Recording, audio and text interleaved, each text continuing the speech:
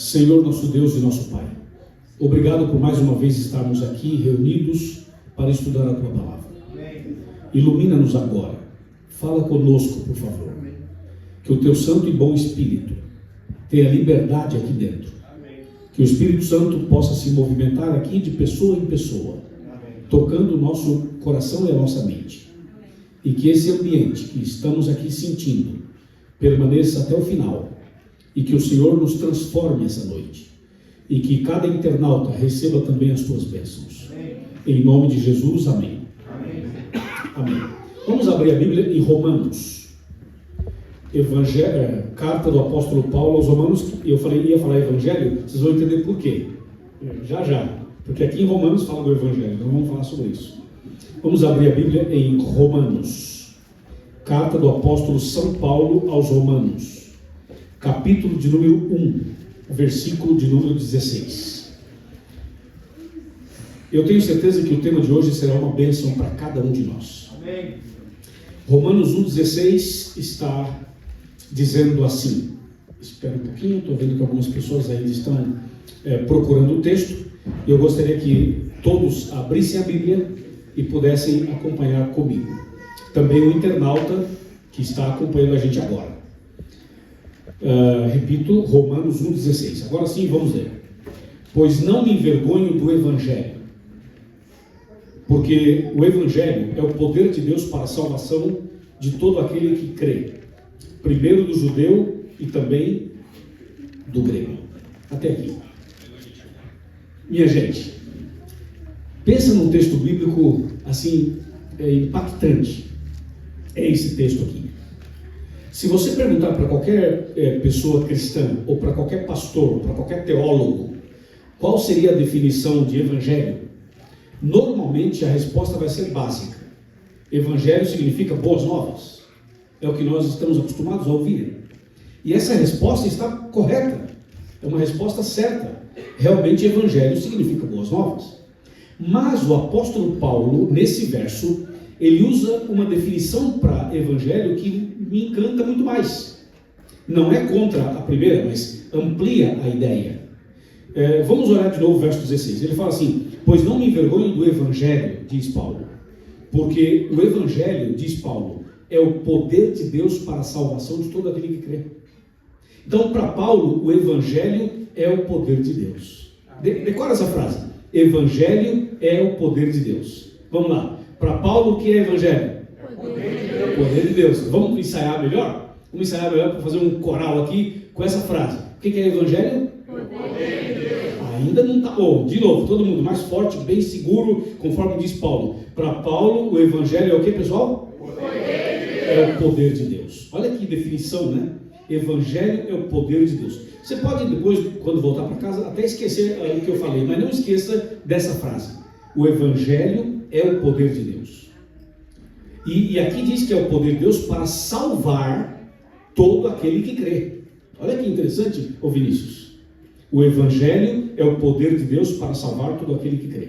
Assim diz Paulo. E Paulo, ao falar sobre isso, ele está falando da vida dele. Ele está falando da sua própria experiência. Quem era Paulo? Era Saulo de Tarso. E quem era Saulo de Tarso? Era um homem inteligente, era um homem bem estudado, era um acadêmico. Saulo já diz que era de Tarso, porque ele nasceu na cidade de Tarso. E Tarso era uma cidade pequena, porém uma cidade que respirava educação. Pensa numa cidadezinha pequena, mas que tem a educação em alto nível. É como você falar de Oxford, na Inglaterra. Oxford é uma cidade que se mistura com a universidade. Você anda por Oxford, de repente você vira uma rua, está dentro da universidade, vira outra, está nas lojas, vira outra, está na biblioteca, ou seja, é uma cidade universitária.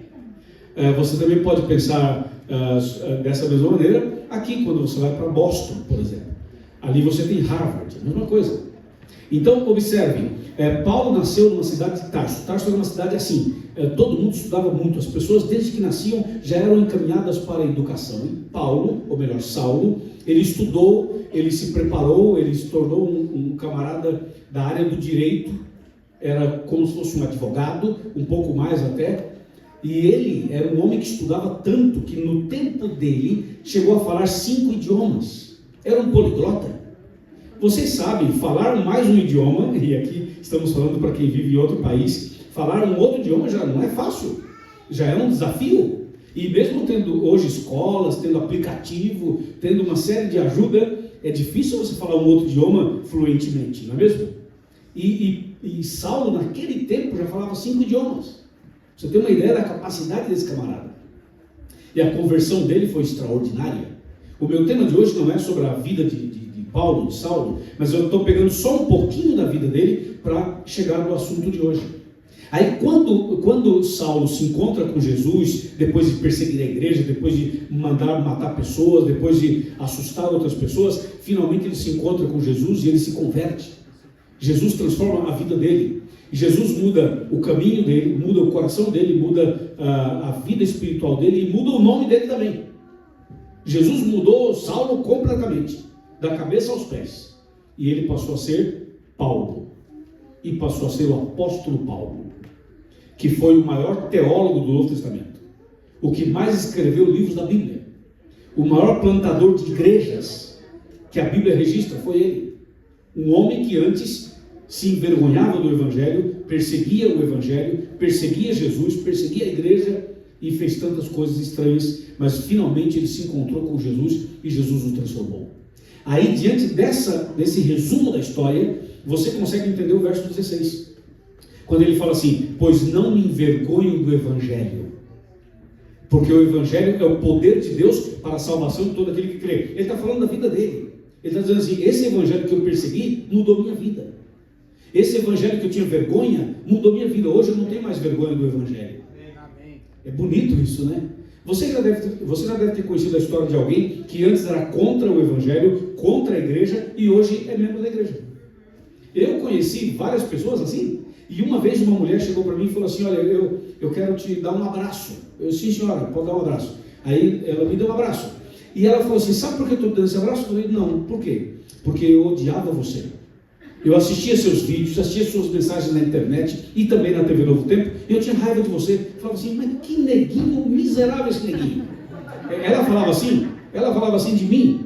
E ela falava assim: ele está pensando o quê? Fica falando essas coisas aí e tal, está me desrespeitando, não me conhece, não sei o quê, está me incomodando. Mas ela não parava de assistir. Assistiu tudo que ela podia assistir e tinha raiva de mim. Um dia ela falou assim: o dia que eu encontrar esse pregador aí, eu vou falar umas boas para ele. Só que antes da gente se encontrar, Jesus a encontrou primeiro. E Jesus transformou o coração dessa mulher, mudou a vida dela. E quando eu a encontrei, ela já era membro da igreja adventista. Eu falei: irmã, agora me diga, a senhora me odeia ainda? Ela falou: não, agora não te odeio mais. Agora em Jesus Cristo eu te amo. E é isso, o Evangelho muda a vida da gente. Muda ou não muda, pessoal? Amém. Muda. E Paulo é uma prova disso daí. Mas Paulo trabalha essa questão: o Evangelho é o poder de Deus para salvar todo aquele que crê. Só que tem um elemento aqui, tem um elemento curioso. Para Paulo isso é Evangelho. Mas vamos ver o que o apóstolo João, lá no Apocalipse, o que ele fala do Evangelho. E agora vocês vão ficar pasmados e ao mesmo tempo felizes. Quer ver? Vai lá, vamos para Apocalipse 14.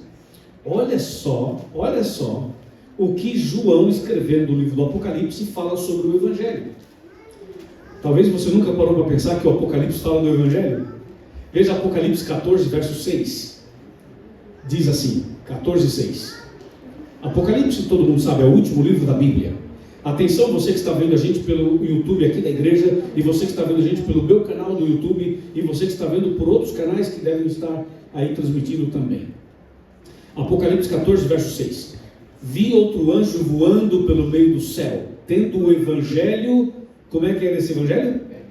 Aí, esse é o ponto. Tendo o Evangelho eterno para pregar aos que se assentam sobre a terra e a cada nação, tribo, língua e povo. Qual que é o elemento novo aqui? É que João diz que o Evangelho é eterno.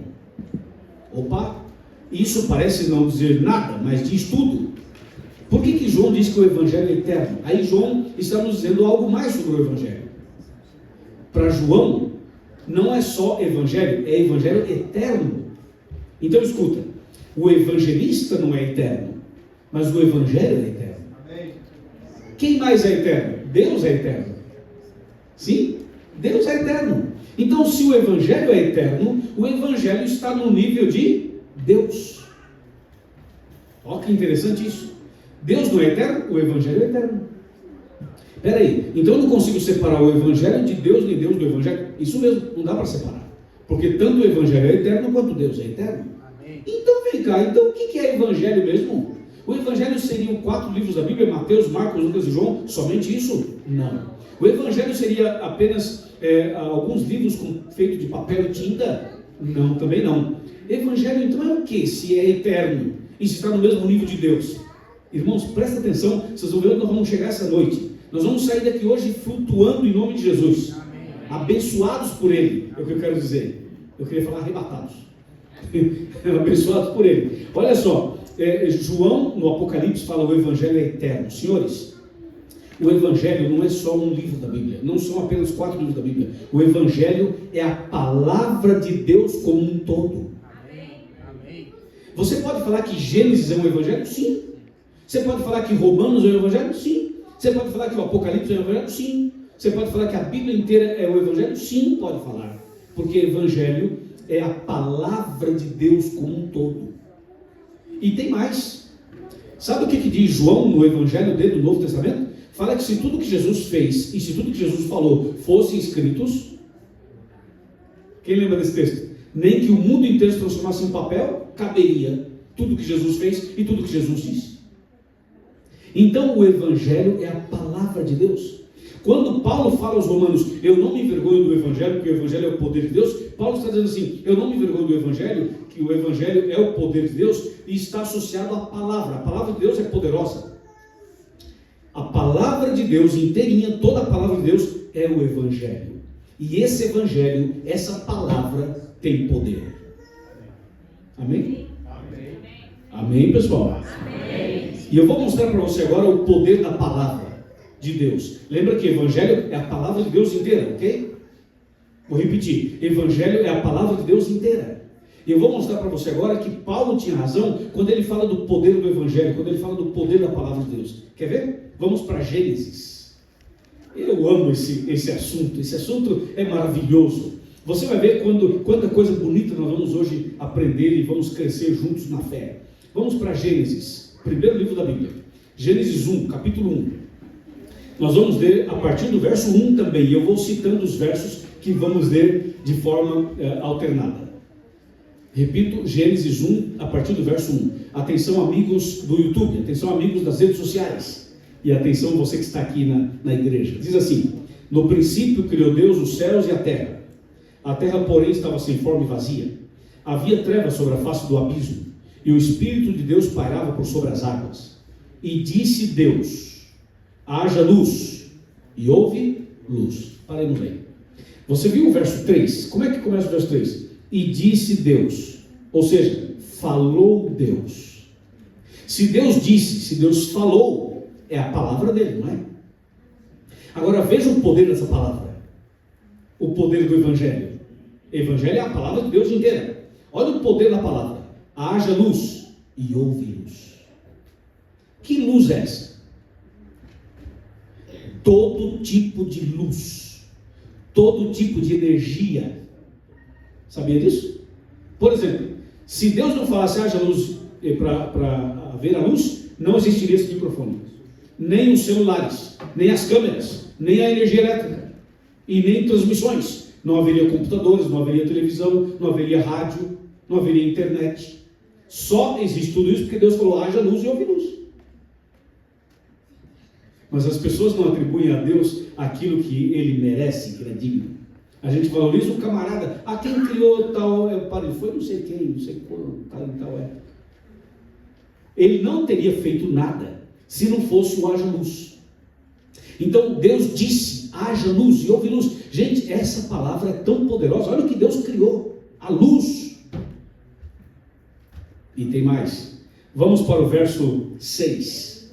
Gênesis 1, verso 6. E disse Deus, está vendo aí? Deus falando de novo? E disse Deus. Disse o quê? Haja firmamento no meio das águas e separação entre águas e águas. Veja Deus falando. Veja o poder da palavra. Ele criou tudo com o poder da sua palavra. Amém, pessoal? Amém. Olha o que diz o verso 9. O 9. Diz assim: disse também Deus: ajuntem-se as águas debaixo dos céus num só lugar, e apareça a porção seca, e assim se fez. Disse Deus. Veja Deus falando, está vendo Deus falando? Olha o poder da palavra, olha o poder do Evangelho, olha o poder de Deus. E tem mais, olha o verso 11. E disse Deus, ó Deus falando de novo, e disse Deus: produz a terra ervas que deem semente, árvores frutíferas e que deem fruto segundo a sua espécie, cuja semente esteja nele sobre a terra, e assim se fez. Deus falando, tudo foi sendo criado por sua palavra. Olha o verso 14. Disse também Deus: haja luzeiros no firmamento dos céus, para fazerem separação entre o dia e a noite, e sejam eles para sinais, para estações, para dias e para anos. Ó, esse poder é extraordinário. Você viu isso? Disse Deus: haja luzeiros. O que é isso? Deus está falando das estrelas, está falando do sol, está falando da lua. Deus está falando, olha quanta coisa extraordinária. Disse Deus, entenda isso, Deus falando e as coisas sendo criadas. Olha o verso 20. Disse também Deus: povoem-se as águas de enxames e seres viventes, e voem as aves sobre a terra, sobre o firmamento dos céus. Ó Deus falando e criando tudo com sua palavra. Que poder maravilhoso! E eu poderia ficar aqui o tempo todo citando versos que mostram Deus criando com a sua palavra. Agora entenda, quando Paulo diz aos Romanos: eu não me envergonho do Evangelho, porque o Evangelho é o poder de Deus, e nós vimos lá em Apocalipse que o Evangelho é eterno, então o Evangelho é tão eterno quanto Deus, então o Evangelho é a palavra de Deus como um todo, e você não pode separar Deus da sua palavra, não pode separar Deus do Evangelho, é uma coisa só, e esse Evangelho, essa palavra é poderosa, e você viu na criação como Deus criou tudo com a sua palavra. Gente, não é brincadeira não, Deus criou tudo com o poder da sua palavra. Agora tem uma coisa, agora pasmem, vocês vão ficar arrepiados agora. Quer ver? Estão preparados? Se ajeita no banco, dá uma ajeitada aí, se mexe, dá uma respirada, respira fundo, porque eu vou lhe mostrar uma coisa que vai impactar o seu coração. Quer ver? Vamos para João, Evangelho de João. Lá no Evangelho de João, é o 4º livro do Novo Testamento. Tem Mateus, Marcos, Lucas e João. Eu queria que vocês estudassem a Bíblia com alegria, com entusiasmo, com paixão, com emoção. Vamos lá, mas também com razão, claro. João capítulo 1. João 1. E é bonito a gente estar na igreja e pegar a Bíblia para cá, para lá, vai aqui, vai acolá. É bom demais isso, né? É maravilhoso. Porque a gente está meio acostumado a ir só no Google. Vamos na Bíblia aqui, abrir a Bíblia. Vamos lá, João capítulo 1. Eu queria que vocês fizessem sempre as ligações dos textos que eu estou lendo. Os textos que eu estou lendo fazem parte de uma cadeia bíblica. É um texto explicando outro texto, está entendendo? É um pouco aqui e um pouco ali, ok? Vamos lá, João capítulo 1, verso 1. No princípio era o que, pessoal? Era o verbo. E o verbo estava com Deus. E o verbo era Deus. 2. Ele, o verbo, estava no princípio com Deus. Todas as coisas foram feitas por intermédio dele, do verbo. E sem ele, sem o verbo, nada do que foi feito se fez. Você fala, cadê o impacto? Vem agora. Alguém tem uma Bíblia aí que no lugar de verbo tem a expressão palavra? A sua tem? A sua também tem? A sua também tem? Como é que diz a sua aqui, irmã? No princípio, eu vou falando com você por causa da transmissão, tá? Vai. No princípio era aquele que é a palavra. No princípio era aquele que é a palavra. Ele estava com Deus. Ele estava com Deus e era Deus. Interessante que na Bíblia dela e na de vocês, no lugar da expressão verbo, tem a expressão palavra. Olha que curioso. E por quê? O que é verbo? É a palavra em ação. Muito bem. O verbo é a palavra em ação. Então aqui diz assim, no princípio era o verbo, ou seja, no princípio era a palavra. Curioso isso. Vamos então analisar isso com bastante detalhe. Olha, vou ler o verso 1 de novo. No princípio era o verbo. O verbo estava com Deus. E o verbo era Deus. Opa, é meio estranho isso aqui, não é? Porque na primeira parte fala no princípio era o verbo, e o verbo estava com Deus. Olhem para mim. Deixa eu falar de mim do pastor Marcos. Olha só. No princípio era o verbo estava com Deus, era Deus. É como se fosse assim, no princípio era o Marcos. E o Marcos estava com o Luiz. E o Luiz era o Marcos. Ué, que negócio é isso? Você viu que não faz sentido, né? Mas por que a Bíblia fala assim? Isso aqui mexe com o nosso pensamento. Vamos resolver esse negócio? Na Bíblia, vamos de novo. Voltemos para o verso 1. No princípio era o verbo. O verbo estava com Deus. Ó, Deus está aqui e o verbo está aqui. No princípio era o verbo. Aqui. E o verbo estava com Deus. Deus está aqui. Então são duas coisas. Deus é um, o verbo é outro. No princípio era o verbo. O verbo estava com Deus. Até aqui tudo bem. Deus é um, o verbo é outro. Mas o final do verso fala assim: e o verbo era Deus. Sabe como é que resolve isso? É lendo o verso 14. Aí mesmo, João 1, verso 14. É só descobrir quem é o verbo que resolve o problema. Ou a palavra, quem é a palavra. Vamos lá? João 1, 14. Todo mundo vai ler comigo? Vamos lá? Numa só voz? 1, 2 e 3, vai. E o verbo se fez carne e habitou entre nós, cheio de graça e de verdade, e vimos a sua glória, glória como no unigênito do Pai. Levanta a cabeça, olha para mim e diga: quem é que se fez carne? Jesus. Quem é o verbo? Jesus. Jesus. O verbo se fez carne e habitou entre nós. Então o verbo é Jesus. Amém, pessoal? Amém. Agora vamos voltar ao verso 1 e no lugar da palavra verbo, nós vamos colocar Jesus. Quer ver como é que fica agora? Voltemos para o início do verso. No princípio era Jesus. E Jesus estava com Deus. E Jesus era Deus. Interessante. Então aqui está dizendo assim, ó, quando fala na primeira parte que o verbo é Jesus, aí fala assim: o verbo estava com Deus. Esse Deus aqui é o Pai. Quando fala o verbo estava com Deus, o verbo, que é Jesus, estava com Deus. Esse Deus é o Pai. Quando fala assim, e o verbo era Deus, esse Deus aqui agora é Jesus. Mostrando que o Pai é Deus e Jesus também é Deus. Amém. Uau! Louvado seja. Louvado seja Deus. Agora vamos ler os 3 versos, colocando Jesus no lugar da expressão verbo. Vamos lá. No princípio era Jesus, e Jesus estava com Deus, e Jesus era Deus. Verso 2: Jesus estava no princípio com Deus. Todas as coisas foram feitas por intermédio de Jesus, e sem Jesus nada do que foi feito se fez. Amém? Agora eu vou usar a expressão palavra no lugar da expressão verbo. Vamos ver como é que fica? Vamos lá.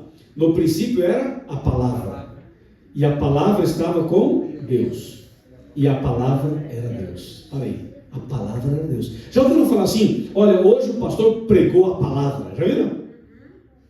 Sabe por que a gente fala isso? Pregou, hoje a palavra foi boa. Já viram? Hoje a palavra foi poderosa. Pregou a palavra. Vamos pregar a palavra, irmãos. Vamos pregar a palavra. Não é o papel e tinta. Pregar a palavra é pregar Jesus. Falar da palavra é falar de Jesus. Porque Jesus é a palavra encarnada de Deus aqui na terra. Amém. Aí veja como fica o verso 2. A palavra estava no princípio com Deus. Todas as coisas foram feitas por intermédio da palavra. Lembra? Haja luz, houve luz. Lembra? Produza ervas, produziu. Apareça isso, apareceu. Lembra?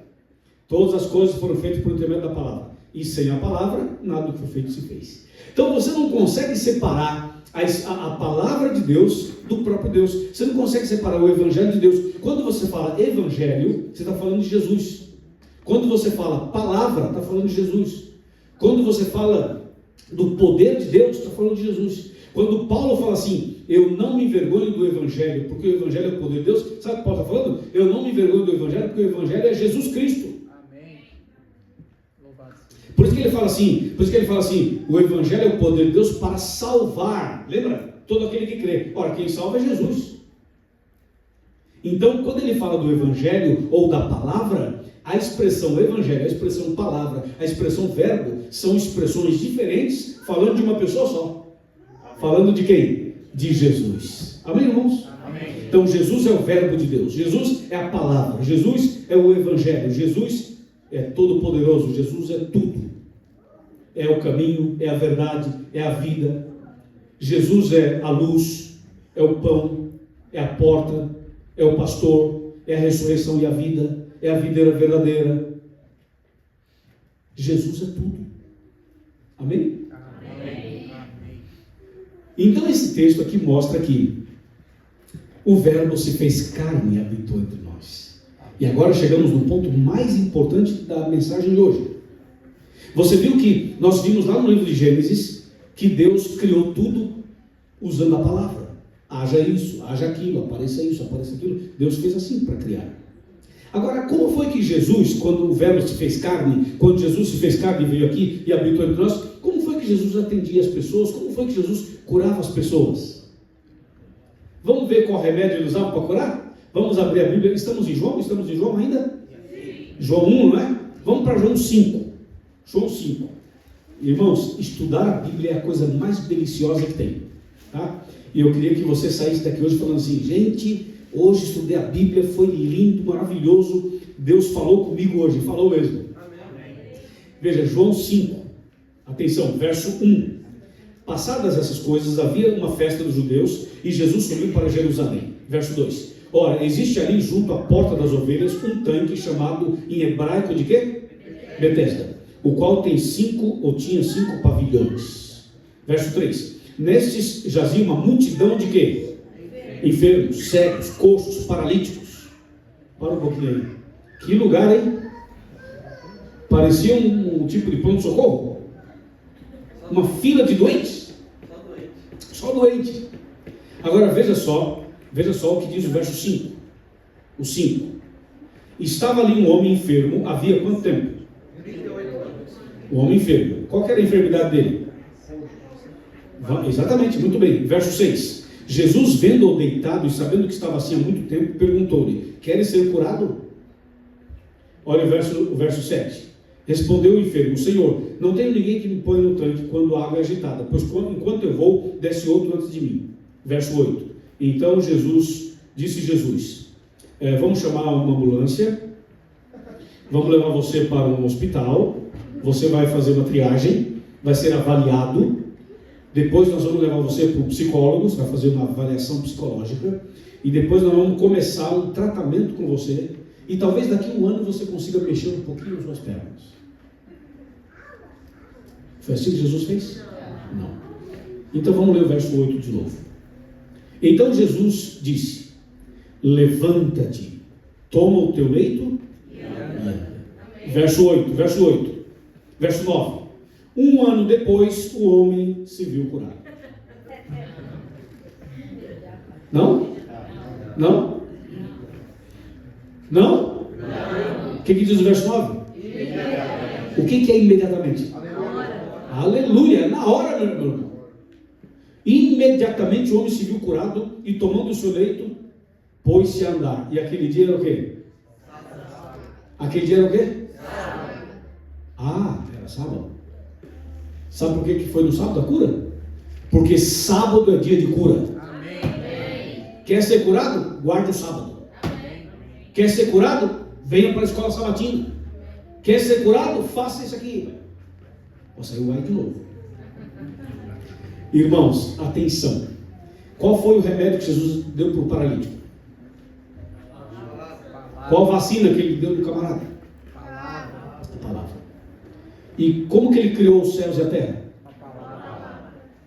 E como que ele curou o homem? Com a palavra.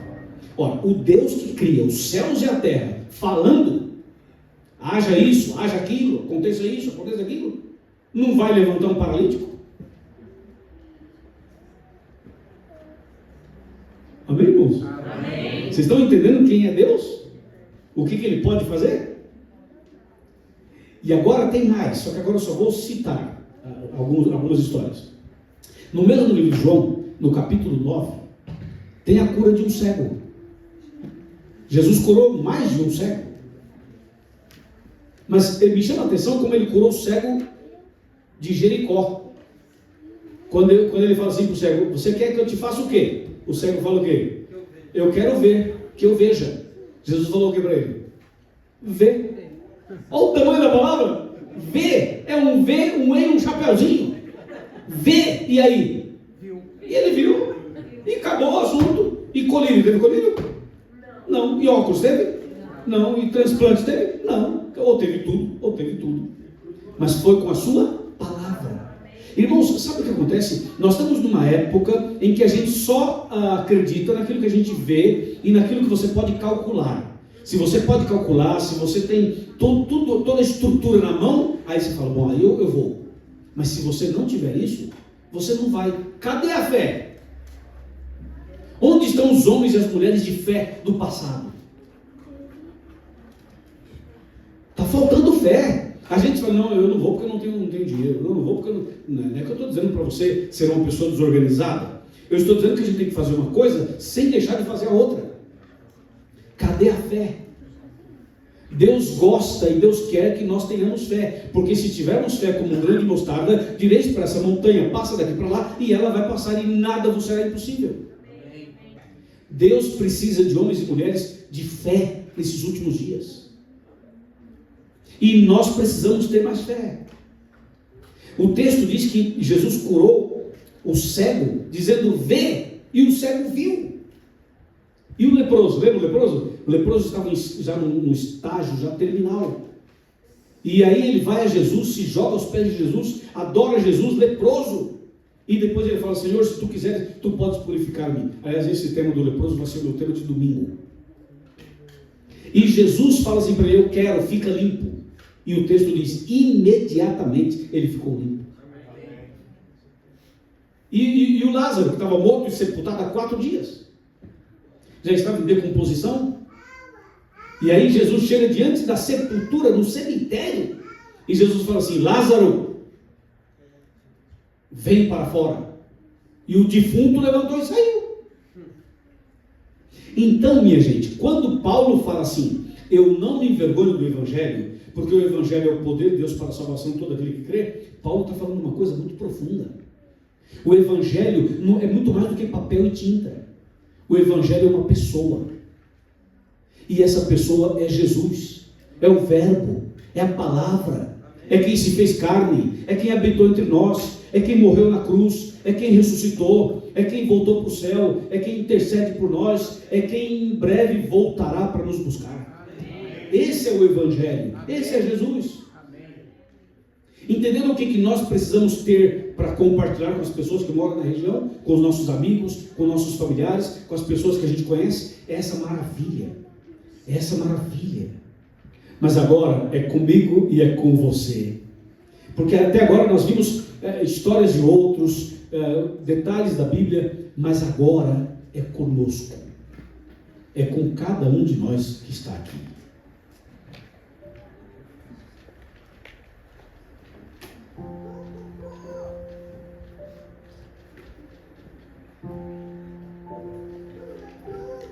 É isso aí.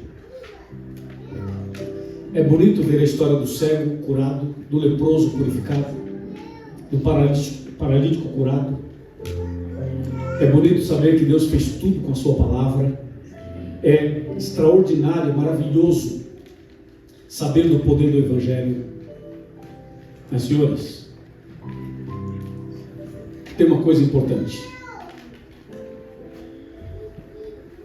Estão vendo esse banco?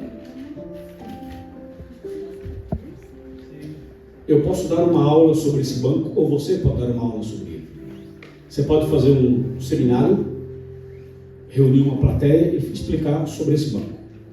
Como ele foi feito, por que tem 4 pernas, por que ele tem esse formato, por que ele foi feito assim. Você pode dar um show nesse banco. Você pode ser especialista, doutor nesse banco. Mas sabe quando é que você vai mostrar que você realmente conhece o banco? Quando você sentar nele. Enquanto você não sentar nele, é só teoria. É só teoria. Nós não podemos ser cristãos só de teoria. Precisamos conhecer o Deus da Bíblia. E a gente não conhece o Deus da Bíblia só na teoria. Ah, porque no hebraico diz isso, no grego diz aquilo, no aramaico diz aquilo. É bom fazer isso, é bom estudar. Mas nós temos que sair do conhecimento teórico e ir para o conhecimento prático.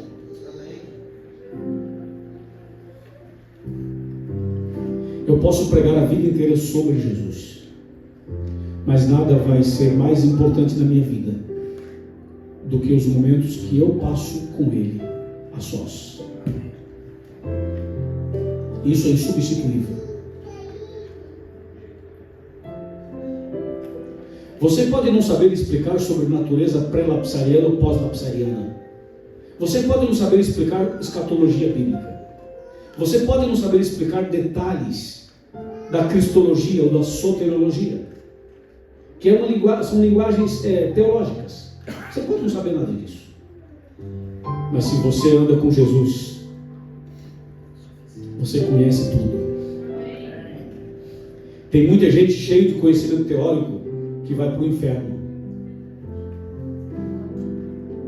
Jesus chamou a atenção dos fariseus e outras pessoas, dizendo assim: vocês examinam as Escrituras, pensando ter nelas a vida eterna, mas vocês querem me matar.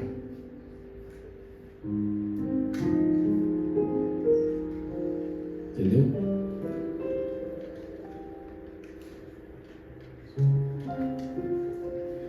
Nós precisamos examinar as Escrituras para conhecer Jesus. Ele disse: são elas que testificam de mim. E vocês examinam as Escrituras e vocês me criticam, me perseguem.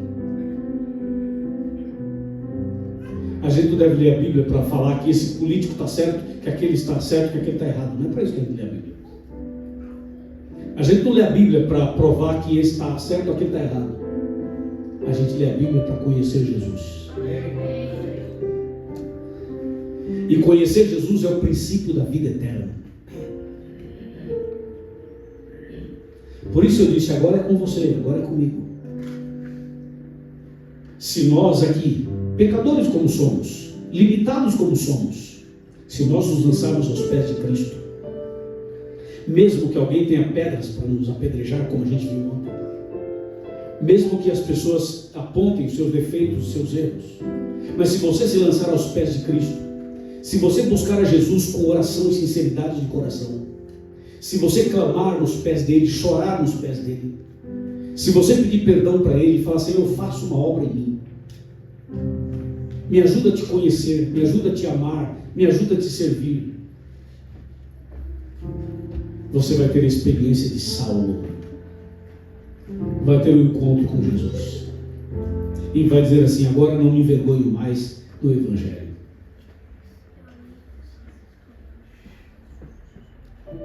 Porque eu sei que o Evangelho é o poder de Deus, que me salvou e que pode salvar todo aquele que crê. Qual é o seu problema? Qual é a sua dificuldade? Qual é o seu medo? O que está amarrando você? O que impede você de decolar? Qual é o bloqueio? Qual é a dúvida?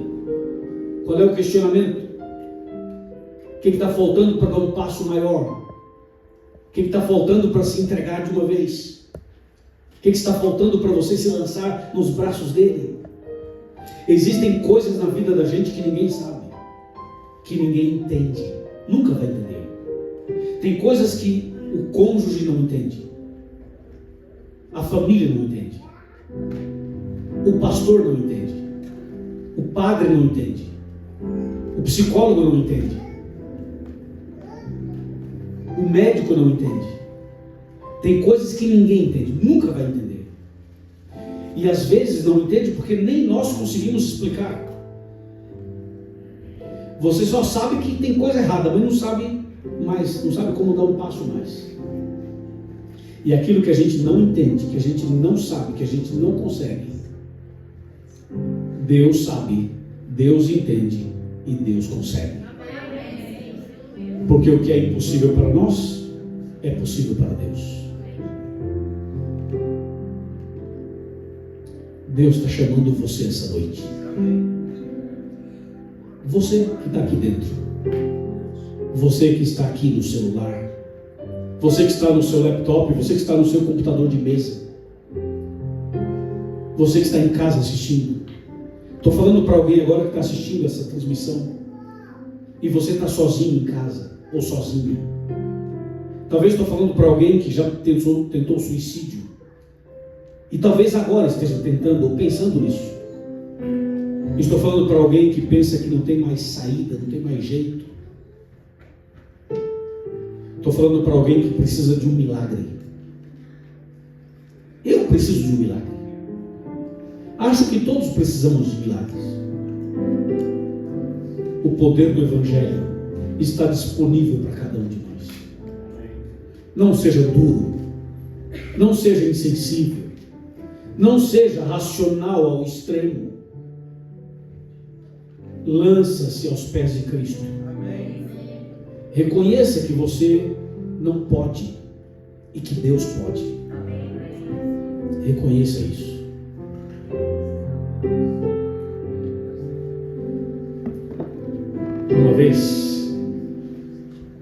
Uma vez, e com essa história eu finalizo. Havia um homem chamado Nicodemos. Ele era um dos principais dos judeus, um líder. Ele não fazia coisas erradas, tipo, não mentia, não fumava, não bebia, não usava drogas, não adulterava.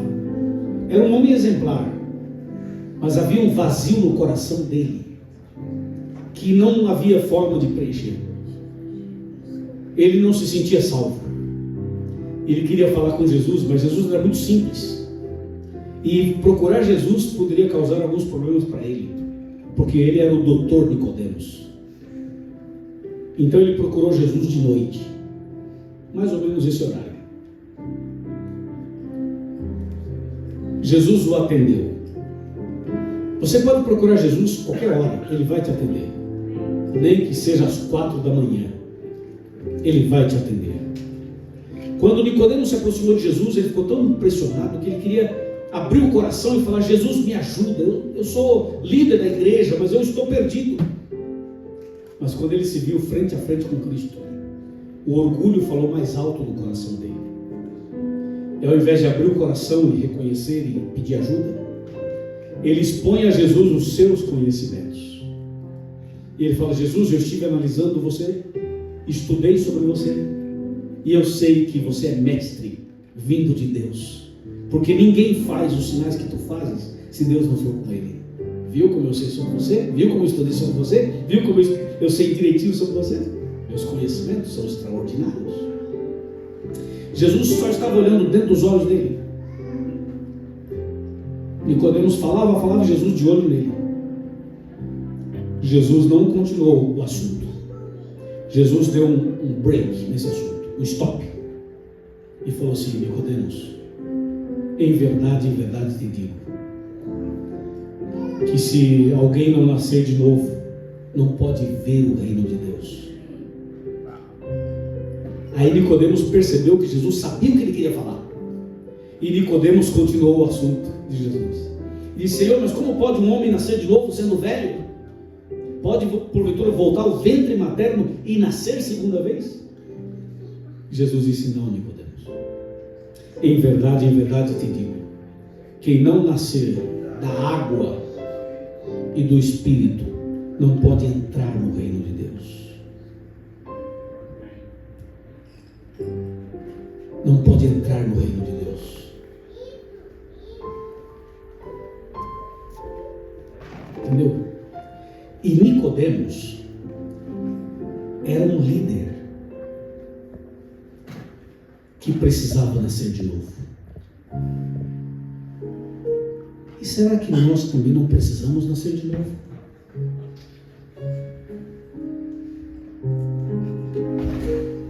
Você que está assistindo a gente pelas redes sociais, Deus está chamando você para você nascer de novo também. Você aceita? Você crê? Se você aceita e você crê, escreva embaixo nos comentários dizendo: eu preciso nascer de novo, eu aceito nascer de novo, eu quero nascer de novo.